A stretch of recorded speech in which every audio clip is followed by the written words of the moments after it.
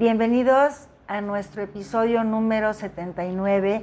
Desde San Luis Potosí nos acompaña esta nueva guerrera docente, la maestra Alejandra Muñoz Rodríguez. ¿Cómo está usted?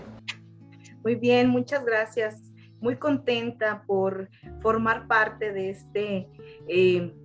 nueva forma, ¿no? De mostrar y de compartir con los demás, pues una narrativa, ¿verdad? Muy sencilla, pero que creo yo, muy fructífera, ¿no? Entonces, pues muy contenta, realmente. La pregunta de cajón que tengo que hacer, forzosa, ¿qué la motivó a participar en Épica 100.100? Bueno, mire, es algo complicado, ¿verdad? Porque realmente no estaba decidida al 100%. Siempre me ha gustado la literatura.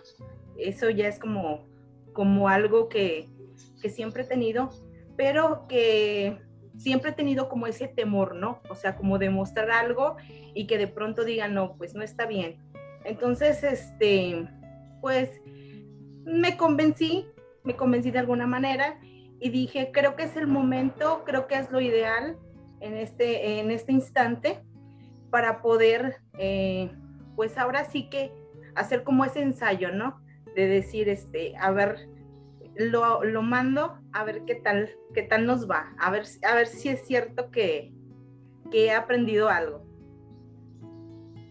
Y déjenme comentarles a nuestro público y a usted, quizás ya lo he comentado en otros episodios anteriores, que su narrativa fue la número 79 que nos llegó. Justo así como han aparecido en el orden, así fue como fueron llegando sus narrativas. Y he comentado que no llegaba ni una. Claro, porque los maestros estaban muy ocupados atendiendo a sus alumnos en esta nueva forma de impartir clases a distancia. Pero de repente fueron llegando cada vez más rápido. Y leer 100, primero para saber que cumplían los requisitos solicitados en la convocatoria, y luego seleccionarlas para dárselas al jurado y que evaluaran las 3 mejores. Leer 100 con la misma temática fue un poco complicado, y elegir a las 3 mejores también fue muy complicado. Nosotros queríamos en editorial que se sumaran más empresas para premiar a más maestros, y si se podía a los 100, pues a los 100, porque tuvieron su mérito y construyeron juntos este recinto impreso. Pero realmente no hubo eco, solamente participó una institución para regalarles una beca y continuar sus estudios. Pero es un orgullo, maestra, que se hayan atrevido a participar, porque, como vuelvo a repetir, es un legado heroico docente que va a quedar para la posteridad como aprendizaje. ¿Qué aprendió usted en el 2020? Bueno, el 2020 yo creo que fue de muchísimo aprendizaje, no solo en el ámbito docente, fue de mucho aprendizaje también en el ámbito personal. Tuvo que haber crecimiento en lo humano, en lo solidario, en preocuparte por las necesidades del otro, el estar atenta, ¿no? A qué va a pasar, a estar con la incertidumbre siempre del día a día. O sea, el decir, lo estoy viviendo así, un día a la vez, un día a la vez. ¿Por qué? Porque pues no sabíamos nada respecto había información sobre la pandemia, sí, pero pues a lo mejor no lo veíamos o en lo personal no lo veía de la magnitud en la que se convirtió. Entonces, pues sí, era mucha incertidumbre de mi parte. Pues este bichito, este microorganismo, desconocido, completamente nuevo y letal, que todavía tiene la desfachatez de portar una corona, vino a cambiar toda nuestra vida, no solamente en el ámbito educativo, en cuestión de la salud, de nuestras dinámicas económicas, todo nos volcó. Y bueno, juntos, docentes y maestros sacaron adelante el sistema educativo y el avance de nuestros alumnos, que precisamente usted da a jardín de niños, o sea, preescolar, y un reto tanto complicado. ¿Nos puede platicar cómo fue su experiencia? Bueno, mi experiencia al trabajar con ellos, pues sí fue algo complicada, principalmente porque no puedes tener tú una conversación con un niño vía telefónica, es un poquito más complicado. Entonces todos los medios, o más bien dicho el medio por el que me comunicaba, pues era con los padres de familia, porque bueno, ellos son los responsables, ¿verdad? Y en la medida que ellos ponían el interés y estaban en sincronía en hacer las actividades y todo, fue como se logró avanzar, pero sí realmente creo que es muy complicado, y para nosotras un poquito más, sobre todo en el momento de la evaluación, ¿sí? Porque como ustedes bien saben, nosotros evaluamos de una manera cualitativa, ¿sí? Entonces nos basamos tanto en la observación y estamos tan acostumbradas a ver a los niños cómo trabajan, cómo se desenvuelven. Entonces, al no tenerlos de una manera presencial, realmente sí es un reto grande, y pero bueno, tuvimos que buscar la manera, la estrategia de ver cómo podíamos hacerlo, ¿sí? Entonces, a lo mejor a través de una videollamada, pues ya podíamos como que ver un poquito más al niño, como tratar de buscar otras estrategias, ¿no? Y no decir, ya no te puedo ver de manera presencial, ya no voy a hacer nada. O sea, no había modo de quedarnos con los brazos cruzados. O sea, eso era imposible. ¿Cuál era la reacción de los pequeñitos? Porque aunque son muy jovencitos, y 3, 4, 5, 6 años, ¿no? Más o menos. Sí, está en un rango de 3 años, 2 años, 6 meses más o menos, hasta los 6 años. Bien, aún así, a su corta edad, ya tienen la experiencia de acudir a la escuela, al aula. Se encariñan con la maestra porque son muy tiernos y muy cariñosos y espontáneos a esa edad. ¿Qué pasó con los más grandecitos que ya tenían mayor conciencia al ya no acudir a las aulas y ver a su maestra por una pantalla? Bueno, en ese aspecto no podría yo como que decirlo ampliamente, porque yo estaba atendiendo un grupo de primer año, un grupo mixto de primer año y segundo, primero y segundo, que eran los niños, digamos, más pequeños del jardín. Entonces, pero sí, o sea, cuando yo hacía la videollamada, sí les daba gusto verme a través del teléfono, a través de del medio tecnológico, perdón, que ellos tuvieran. Sí les daba gusto, pero obviamente, pues no todos cuentan hasta la fecha, no todos cuentan con un aparato tecnológico, pues por lo tanto seguimos ahora sí que sin vernos. Entonces, tanto ellos como nosotros, pues sí nos hace falta como ese cobijo, como ese apapacho, como eso que te inyectan los niños, ¿no? Y que acudes al aula y día con día, si a lo mejor vas un poquito desmotivados, llegas al aula y ellos con su sencillez, con su espontaneidad, te van haciendo que te olvides de eso y te vas, o sea, es tanto el aprecio que te tienen a ti como docente, que realmente cuando hubo esa separación, como que sí, pues creo que sí nos vimos un poquito afectados, ¿no? Para muchos a lo mejor fue, wow, ya no voy a ir a la escuela, pero conforme pasaban los días, sí, después ya fue como de, ya no quiero estar en casa, ya quiero regresar, ya quiero ver a mi maestra, ya quiero ver a mis amigos. Entonces, sí fue un poquito complicado. Me imagino, y es que a esa edad todavía piden los brazos de su maestra, ¿no? Y a veces recuerdo que algunos suelen decirle a la maestra mamá y a la mamá maestra, porque a mí me pasó a esa edad. Sí, así es, efectivamente.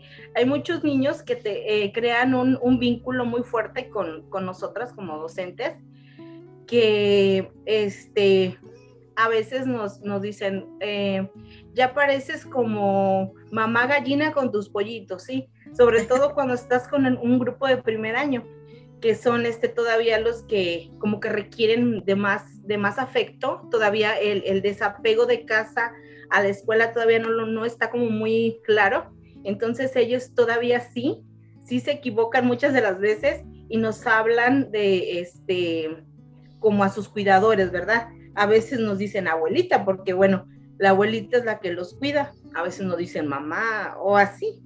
Entonces, pero es bonito, o sea, es bonito porque estás trabajando con la parte básica y creo que lo más sensible del sistema educativo, ¿no? O sea, con los más chiquititos. Y eso para mí es súper importante, pero también es sumamente agradable. Por supuesto. Permítanos, maestra, compartir su historia a nuestro público. 100 igual a 100. Desperté como todos los días, bañarme, despertar a mis hijos y prepararnos para ir a la escuela. Durante el trayecto de casa a nuestro destino, mis pensamientos estaban centrados en lo que haría al llegar al jardín de niños donde laboro. Quizás sentarme en la silla frente al escritorio y repasar las actividades que realizaría con mis alumnos. Me repetía mentalmente: un día más de trabajo. Ánimo, Mariela, casi llegan las vacaciones. Realmente me sentía agotada, no por atender a un grupo mixto de primero y segundo grado de preescolar, sino por tener que sobrellevar día con día mi padecimiento. Al llegar al centro de trabajo, me dirigí a mi salón. Pasados aproximadamente 10 minutos, como si fuera un huracán, llegaron mis compañeras seriamente alteradas, todas hablando al mismo tiempo que no entendía cuál era el enredo que se traían. Cuando al fin llegó la calma a sus cuerpos, me preguntaron con una cara de sorpresa si yo no estaba enterada de la noticia que daba vuelta al mundo. Mi respuesta fue negativa, por lo que les pregunté qué era tan importante que las tenía fuera de sí. Y de esta manera me explicaron que había una nueva enfermedad llamada coronavirus o COVID-19, muy peligrosa, de acuerdo con lo que decían los noticieros y las redes sociales. Para mis compañeras era inverosímil que ignorara dicho acontecimiento, pero así era. Hace tiempo tomé la decisión de no ver noticieros, programas, periódicos o cualquier tipo de medio que pudiera contener información amarillista que causara efecto a mis nervios, puesto que estoy lidiando con un trastorno de pánico, mismo que su sintomatología se presenta por medio de la ansiedad elevada, taquicardia, pérdida de movimiento momentáneo en ciertas extremidades del cuerpo. Ese es el porqué del desconocimiento de esta gran noticia. Enseguida fuimos convocados a una reunión urgente para manifestarnos que habría algunos cambios, pero que no se sabía a ciencia cierta qué era lo que iba a pasar, solo que estuviéramos preparadas para cualquier eventualidad, y de alguna manera empecé a comprender que no era un suceso singular, sino de una magnitud que hasta entonces desconocía. Recuerdo que ese día hubo poca asistencia de los niños y al terminar la jornada las mamás preguntaban qué iba a pasar con las clases y esta vez no tenía una respuesta para ellas. De pronto me vi en la necesidad de informarme sobre esta enfermedad, la cual se había convertido en una pandemia y que era muy importante cuidarse. Fue cuando, como se dice coloquialmente, me cayó el 20 de la gravedad del asunto. Empecé a pensar en lo que iba a pasar con mi trabajo, con mis hijos y mi familia. En el transcurso de esa semana, poco a poco fue disminuyendo la asistencia de los alumnos, lo cual hasta cierto punto era natural. Es más, yo misma dejé de llevar a mis hijos a la escuela. Se inició el filtro escolar en la institución, mucho más estricto porque los padres llenaban un registro donde certificaban que sus pequeños no mostraban síntomas de dicha enfermedad, para pasar posteriormente a lavar las manos de sus hijos antes de ingresar al aula. Niños que presentaban algún síntoma, se invitaba al padre de familia a que lo llevase a su casa a descansar hasta que mostrara mejoría, lo que les disgustaba porque no sabían cómo resolver de manera inmediata esta situación.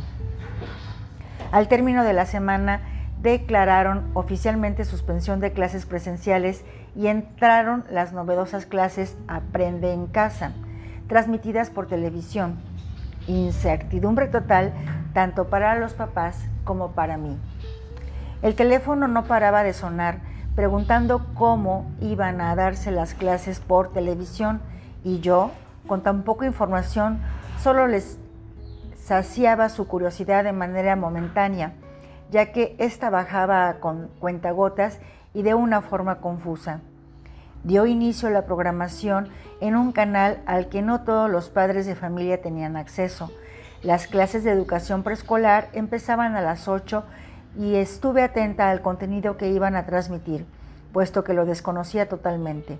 Apareció un cuentacuentos que, con todo respeto lo digo, estaba de flojera. Luego actividades que no estaban diseñadas para cada grado de preescolar. Generando una crítica personal, considero que los contenidos no fueron malos, solo que los recursos empleados resultaron ser poco llamativos para los niños preescolares, y aquí es donde recuerdo la importancia de los programas curriculares en cuanto al énfasis que ponen en que el docente debe utilizar materiales novedosos que atraigan y motiven al alumno. Parte de los programas solicitaban que se respondieran una serie de preguntas que obviamente los alumnos no podían escribir, teniendo que hacerlo el padre de familia. La finalidad de esto era para la integración de un portafolio de experiencias, en donde cada papá colocaría las actividades sugeridas y elaboradas por el alumno. Para la conformación de este portafolio hubo la necesidad de enviarles videos vía WhatsApp, explicándoles cómo y cuál era su funcionamiento, dándoles una certeza fingida de que lo entregarían pronto al volver a las clases presenciales. Aún y con esto, el teléfono sonaba cada 10 minutos sin exagerar, porque no había entendido las indicaciones, dándome quejas de que la programación era aburrida, que era muy temprano para levantar a sus niños y lograr que pusieran atención.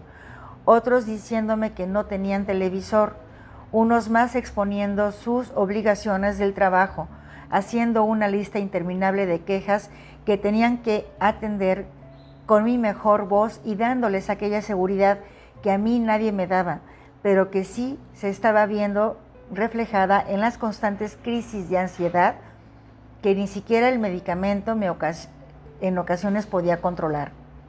Si soy sincera, llegué a odiar el sonido del teléfono. No obstante, mi deber era cumplir, y no solo como docente, sino también como mamá. Tengo 2 hijos de segundo y cuarto grado de primaria respectivamente, así que se podrán imaginar sentada frente al televisor de 8 a 1, libreta en mano, junto con un bolígrafo mordisqueado derivado de la ansiedad que me consumía. Terminado mi turno en el televisor era continuar sentada, pero ahora en el comedor para que mis pequeños realizaran sus actividades a la par de estar atendiendo al bendito teléfono. Y así terminó la primera semana de Aprende en Casa.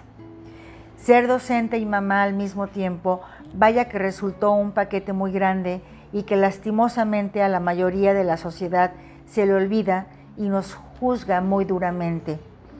El secretario de Educación anunció el adelanto del periodo vacacional para los alumnos. Los docentes seguiríamos con la tarea de realizar planeaciones como si estuviéramos trabajando de manera presencial y enviárselo a los padres de familia, sobre todo a aquellos que no contaban con un televisor. Esto me implicó buscar diversas opciones para que todos los niños que conformaban mi grupo tuvieran acceso a las actividades que iba a diseñar. Una de las acciones fue solicitar un correo electrónico y de los 22 alumnos que atendía, solamente 10 tuvieron a bien proporcionarme dicho correo, por lo cual les hice llegar una serie de actividades para una semana. A otros padres se les atendió por WhatsApp y hubo algunos que se quedaron sin trabajar durante dicha semana, ya que ninguna de las dos opciones tenían y para colmo tampoco contestaban el teléfono cuando se les hacía una llamada.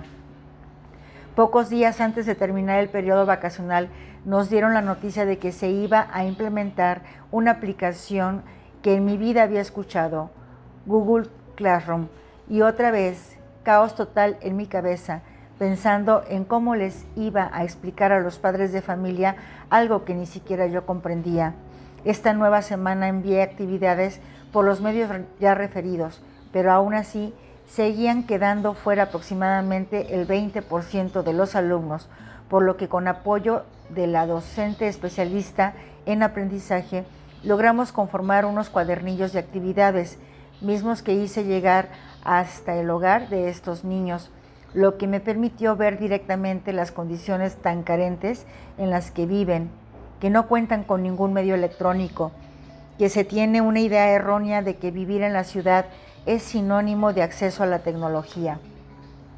Posteriormente empezaron los webinars, que no es otra cosa más que capacitación para los docentes en la aplicación de las nuevas tecnologías de G Suite. Un día a la semana estar conectado para observar y escuchar lo que debíamos ya de poner en práctica. Estos cursos me hicieron reflexionar de cómo ha avanzado la tecnología y ni siquiera me había dado cuenta. Qué lástima, pero así es la realidad. Te cae como balde de agua fría, apechugas y sigues adelante. Aún no explicaban ciertas formas de trabajar con Classroom cuando nos llegó la indicación de que teníamos que ponerlo en función. En medio de ese enredijo, ¿qué era lo que podía hacer?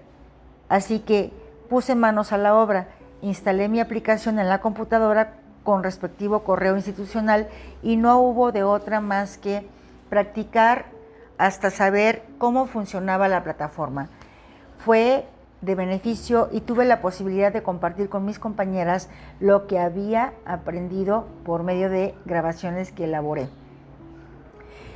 En este periodo me volví una todóloga, estar atenta a lo que solicitaba la directora, quien pedía que tuviéramos contacto con todos los alumnos, atendiendo llamadas, cumpliendo con mi función de mamá, el estrés a punto de ebullición. Realmente no sé cómo fue que pude resistir. Una vez, con los conocimientos básicos sobre Classroom, me dispuse a trabajar con los alumnos y a explicarles a las mamás desde cómo se instalaba la aplicación en su celular o en su computadora hasta cómo enviar una tarea. Por esa parte estaba tranquila, porque las mamás empezaron a trabajar bien. Las actividades que ya estaban en la plataforma las revisaba de tal manera que coincidiera con los aprendizajes que deseaba promover en mis alumnos. También agregaba algunas que eran de mi autoría. Por otro lado, la aplicación Meet fue mi dolor de cabeza.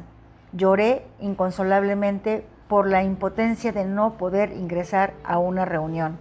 Afortunadamente, todo lo bueno que haces se regresa y una buena amiga y compañera me explicó cómo hacerlo, así que para la próxima reunión ya estaba preparada. Conforme fueron pasando los días y a pesar de que siempre les mandaba mensajes motivadores a los niños y padres de familia, fue bajando el interés para enviar las actividades. Sé que hice todo lo que estuvo en mis manos, pero eso no me impide sentir ese pequeño fracaso, que sé que me servirá para reflexionar sobre las circunstancias específicas en mi grupo. Finalmente concluyó el ciclo escolar para los niños, mientras me valía de las evidencias que tenía para hacer una evaluación que, en mi opinión, no fue fidedigna, porque es imposible emitir un juicio real con una foto o un video. La complicación más grande fue evaluar a aquellos niños que dejaron de mandar evidencias o de comunicarse, y por ello decidimos continuar con el mismo grupo para el ciclo escolar subsecuente, de tal manera que se pudiese mantener una continuidad en los aprendizajes. Es horrible vivir una pandemia, estar en un periodo de confinamiento, que al final se convirtieron en 100 días igual a 100 oportunidades magníficas de trascender. A pesar de la desventaja que representa mi enfermedad, de vivir diferentes emociones, de no dejarme vencer por la ansiedad, el estrés, el encierro y la acumulación de deberes y ser la docente que realmente llevo dentro. Me redescubrí y ahora sé que soy excelente, no a la vista de los demás, sino a la mía, que es la más importante. Alejandra Muñoz Rodríguez. Pues revivió esos momentos, han cambiado algún poquito, han mejorado. Sí, obviamente que la práctica docente en esos 100 días es muy distinta a lo que es ahorita, a lo que estamos viviendo en la actualidad. O sea, fue como un paso agigantado, porque empezamos, como dice la narrativa, con aplicaciones que desconocíamos totalmente, bueno, al menos en mi caso, ¿sí? A lo mejor tenía el conocimiento básico de lo que es los programas de la computadora, pero no otros distintos. Entonces, tener que enfrentarme a ese reto, primeramente, de yo entender cómo era su funcionamiento, ¿sí? Cómo era y poder ahora sí transmitirle a los padres de familia eso, o sea, el conocimiento, el que ellos también supieran cómo se trabajaba con esa plataforma. Entonces ahorita, bueno, ya es completamente diferente, porque ya trabajamos con clases virtuales, en donde ahora sí ya nos podemos ver ya más, que en esos 100 días anteriores, que todavía no, una clase virtual todavía no estaba como que pensada como tal. Ahora sí trabajamos con esa clase virtual donde yo te veo, donde aunque estemos a la distancia, podemos sentir esas emociones, porque sí se logran transmitir, sí se logran sentir a través de un aparato. Entonces,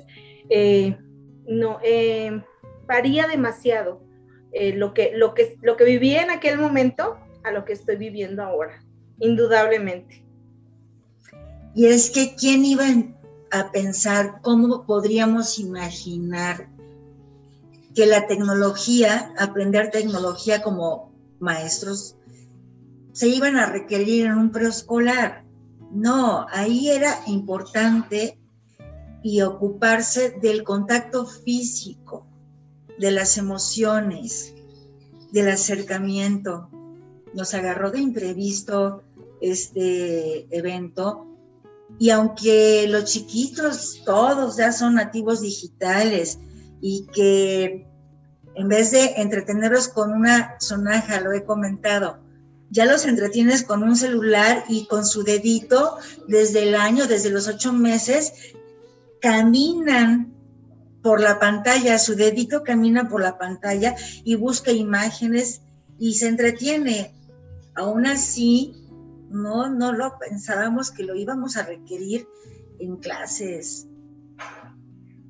No, estaba, yo creo que todo esto, como lo he comentado ya con otros compañeros, estábamos en tecnología, estábamos como dormidos, ¿no? Entonces esta pandemia vino así como a despertarte de golpe y así como de, hey, actívate, porque te están requiriendo que aprendas y te están requiriendo que busques nuevas estrategias para que trabajes con los niños.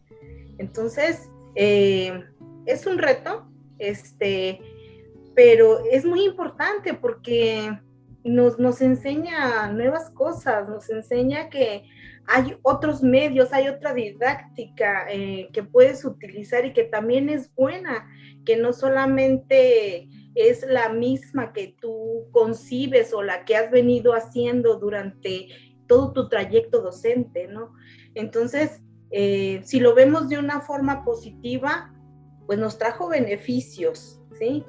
Porque nos estamos ya actualizando y esto no va a parar, o sea, vamos a regresar al aula y ya no vamos a ser los mismos, ni los niños, ni nosotras tampoco. Entonces, sí tenemos que estar como más al día en cuanto a tecnología, estar constantemente actualizándonos y no quedarnos así como que ya regresamos de manera presencial, ya voy a volver a mis mismas prácticas. No, ya aquí tenemos que hacer ya una combinación, como decía hace un momento, no se pensaba o se utilizaba muy poco la tecnología dentro del preescolar, pero ahorita ya no, ahorita ya va a ser otra historia. Ahorita la tecnología tiene que estar inmersa en nuestro trabajo y lo cual es muy bueno, porque es una herramienta muy buena si sabemos utilizarla. Por supuesto, maestra, con todo respeto y admiración, ¿puede describir a nuestro público los síntomas y episodios de su padecimiento? Claro, como no, con mucho gusto. Fui diagnosticada, ya tengo aproximadamente 8 años más o menos que fui diagnosticada con un trastorno de pánico, en donde son episodios que no son constantes, pero cuando llegan a convertirse ya en una crisis como tal, pues sí, empiezo a sentir esa taquicardia, empiezo a sentir sudoración en las manos, como esa desesperación de querer estar en un lugar o más bien de irme, o sea, como no tener como una idea fija de qué hacer, pensar que al extremo de que me voy a morir, porque eso es lo que piensas, es lo que pasa por tu cabeza cuando sufres una crisis así. Me tocó en 1 o 2 ocasiones así de una manera más severa, el adormecimiento de las extremidades de mi cuerpo, como las piernas, los brazos, parte de la cara. Entonces, bueno, cuando no había como un seguimiento o cuando no estaba, más bien dicho, diagnosticado como tal, porque primero me habían dicho que era una depresión postparto. Eso fue lo primero que me dijeron, pero posteriormente, como seguían las situaciones, ahora sí fui ya diagnosticada con esto, pero a través del apoyo de psiquiatría, de psicología, pues el medicamento, obviamente, tuve que requerir de un medicamento antidepresivo y otro medicamento que me pudiera ayudar a conciliar el sueño. Entonces, aún lo sigo tomando, aún estoy en eso, pero es difícil lidiar porque, bueno, tú como el enfermo, digámoslo, lo padeces lo externas, pero a tu alrededor no todos creen o minimizan la situación de tal manera que dicen, no, es que estás exagerando, tranquilízate, no pasa nada, pero en realidad sí pasa porque tú lo estás sintiendo, ¿verdad? Entonces, cuando me dicen tranquilízate, te digo, el día que tú sientas lo que yo estoy sintiendo, entonces podrás decir tranquilízate, mientras tú no sientas o no hayas tenido esa experiencia que yo he tenido, difícilmente me vas a comprender. Entonces, bueno, pues esto lo he ido como trabajando poco a poco a través de las terapias y a través de estrategias de respiración para poder tranquilizarme, el detectar qué son los detonantes, ¿no? Cuáles son aquellos pequeños síntomas que voy sintiendo que sé que me pueden llevar a una crisis mayor. Entonces, hoy por hoy puedo decir que como estaba en aquellos 100 días, ahorita estoy mejor, porque sí aprendí mucho ahí. Aprendí que sí se puede controlar, que es una enfermedad controlable, si tú tienes la disposición y si tienes una disciplina. Maestra, ¿y este microorganismo coronado incrementó sus eventos o no le causó pánico? Sí se incrementó un poco porque, estaba la incertidumbre, como bien lo dije en el relato.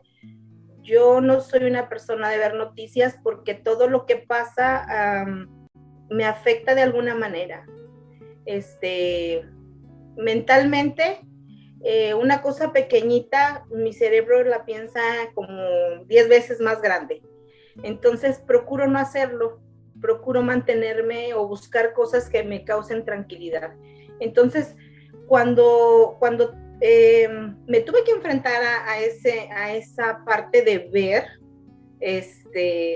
los noticieros, porque tenía que estar informada, tenía que decirle a los padres de familia cómo debes de cuidarte, cuál es la sintomatología, todo eso. Entonces, sí tuve que enfrentarme a ver cómo estaban en otros países y que de pronto también dijeran, pues aquí en tu ciudad ya hay tantos casos, ya está aumentando. Entonces sí te pega emocionalmente, porque vas desde estar muy motivada hasta estar como muy triste y luego estar como desconcertada y luego decir, no, tengo que hacer, porque no puedes caerte, no puedes decir, tiro la toalla y ya, me retiro de la docencia, ya no puedo más. No puedes. Podrías hacerlo, pero no era la intención. Claro. Imagino yo, y no lo digo de manera despectiva ni burlesca, sino de una manera real y romántica, me imagino yo que entonces su aula era su burbujita de cristal, en donde usted es feliz porque las emociones de sus chiquitos la tenían desconectada de estos eventos y de estos pensamientos que le generan ansiedad o esta situación, ¿no? Entonces, al perder su burbujita, me imagino que volvieron a regresar, ¿no? Así es. Bueno, si hablamos de burbujas, digamos que entré a otra burbuja no tan agradable, porque era una burbuja donde nada más convivíamos unos poquitos, mis hijos y yo. Entonces, pues no era una burbuja así como la que tenía yo en el aula, ¿verdad? Si lo traspolamos a lo que estaba comentando. Entonces, pues sí, había momentos fuertes porque yo me sentía con la obligación no solo de cumplir con mi trabajo, sino de cumplir como mamá, de estar con mis hijos, de que ellos también cumplieran con sus maestras. Entonces, de pronto sí es complicado porque todo se viene de lleno, ¿no? Es como una montañita que se viene desmoronando y te cubre, ¿sí? Entonces tienes que buscar esa habilidad como para poder salir y decir, no, no me puedo quedar aquí. Entonces sí hubo episodios de pronto, a lo mejor no de llegar hasta una crisis muy, muy fuerte de llegar al hospital, porque sí he llegado al hospital, pero en esta ocasión no fue tanta, pero sí hubo estrés y sobre todo por no poder salir, por tener que estar manteniéndote. Entonces, sí, fue un poquito difícil para mí. Maestra, es que hoy estamos aprendiendo mucho de usted, nuestro público y su servidora. Para los que no tengamos conocimiento o hayamos tenido un acercamiento a este trastorno de pánico, pues pánico sabemos todo lo que es miedo a algo. No es lo mismo que un trastorno de ansiedad, ¿verdad? No es lo mismo. No, no es lo mismo. La ansiedad, bueno, es un estado en donde, bueno, sí se dan como los mismos síntomas de taquicardia, sí. Pero cuando tienes un trastorno de pánico, cualquier situación es un detonante, ¿sí? Cualquier situación, no importa de qué tipo. O sea, mientras tu cerebro a veces te juega no de muy buena manera. Te boicotea. Te boicotea, exactamente. Sí. Y entonces piensas puras cosas en negativo, ¿no? O sea, escuchas pasar una ambulancia y ya piensas que a alguien de tu familia le pasó algo. Pues es un ejemplo, ¿no? O sea, de que a lo mejor alguien que no tiene un padecimiento de estos, pues lo puede ver como algo normal, ¿verdad? Simplemente pasa una ambulancia, ya, tan, se acabó. Pero cuando tienes este tipo de trastornos, a veces estás bien y de repente, sin ningún motivo aparente, empiezas a sentir, ¿no? Por ejemplo, como yo lo comentaba hace un momentito, yo ya detecté cuando creo que me va a dar una crisis, ¿sí?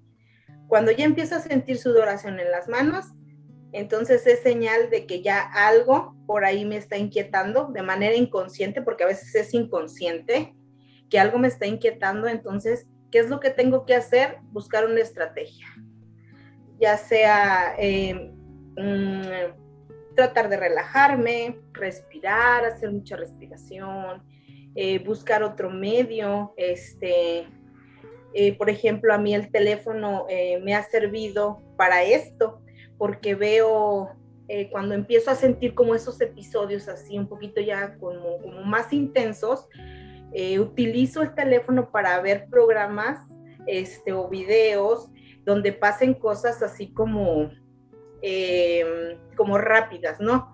Que venga un suceso tras otro, para que como que mi cerebro se canse y entonces piense ya otras cosas que no sean tan desagradables. Pero ya quiere regresar a las aulas. Pero sí, pues todo conlleva una práctica y conlleva pues una conciencia. Maestra, para concluir, en algún momento, bueno, 2, 3 preguntitas. Primero, en algún momento, al participar en Épica 100.100, ¿usted pensó en ser una de las ganadoras?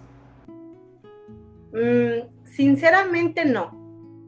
No pensé en ser una ganadora porque sabía que bueno, es la primera vez que me atrevo a hacer un escrito, un texto como tal, una narrativa.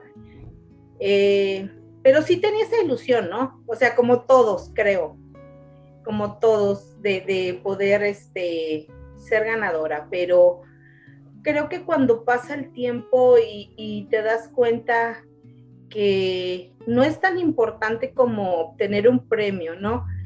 Sino más bien yo me siento ganadora en el sentido de que me atreví a hacer algo que ya tenía pospuesto desde hace mucho tiempo, que quizás puedan pensar que es bueno, que no es bueno, no lo sé, pero que al final del día para mí me sirvió mucho porque me hizo quitarme ese temor de arriesgarme y de dar a conocer lo que en ese momento yo sentía a través de las palabras, ¿no? ¿Cómo se siente de haber sido seleccionada con su participación para que formara parte de este recinto impreso? Su nombre ya está escrito en este libro y la van a conocer o van a saber su nombre muchas personas, alumnos, padres de familia, sociedad en general, colegas de usted y por generaciones futuras. ¿Cómo se siente, maestra? Yo me siento sumamente feliz, agradecida, muy bendecida por todo esto. Creo que aquí sí puedo decir que la pandemia me ayudó muchísimo porque gracias a ella estoy aquí hoy en día dando a conocer mi punto de vista, ¿no? Que a lo mejor podría yo platicarlo con alguien más, pero como dice usted, el hecho de que otras personas externas puedan conocerlo, creo que para mí es como si yo hubiese ganado, sí. Netamente. Realmente, Épica 100.100 y su servidora Adriana García considera que el COVID-19 abrió este recinto y estas ventanas de aproximación y dio a conocer y volver a valorar a la labor de los docentes. Realmente una adversidad nos hizo a todos sacar todo aquello de lo que estamos hechos, nuestro ingenio, nuestro corazón, nuestra vocación, nuestra audacia con la educación, nos hizo volver a valorar a nuestro planeta Tierra, a cuidarnos, a ver por nuestra salud. Es un total aprendizaje y realmente en Editorial Unizán estamos de ventura. Y como lo he compartido muchas veces, estimado público, ya 79 narrativas, 79 rostros, y lo vuelvo a repetir, aunque el pretexto y la temática es la misma, ningún caso es igual. Hemos tenido una maestra, por ejemplo, que logró embarazarse en el 2020 y que no esperaba ese embarazo. Y ahora tenemos una maestra con una situación particular que también vivió de manera diferente este evento, y por eso todos son admirables y guerreros docentes.